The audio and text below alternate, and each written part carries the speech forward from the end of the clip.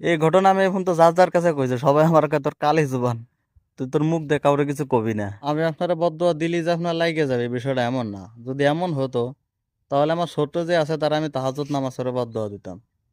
কিন্তু কিছু কিছু সময় লাগে যায়। একবার হয়েছে কি, এক অটোলার সাথে আমার কন্ট্যাক্ট, আমি কিছু মাল নিব।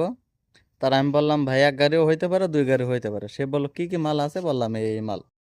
কয়টা এক গাড়ি হোক বা দুই গাড়ি হোক, তোমার সব মাল আমি নিয়ে আসবো, তুমি আমার 200 টাকা দিবা। তা আমি বললাম ঠিক আছে। পরের দিন সকালে, শুক্রবারের দিন ফজর নামাজ পড়ে সে চলে আসছে। সে এক গাড়িতে পারে না, দুই গাড়িতে নিয়েছে, আধা ঘন্টা সময় লাগছে আনতে।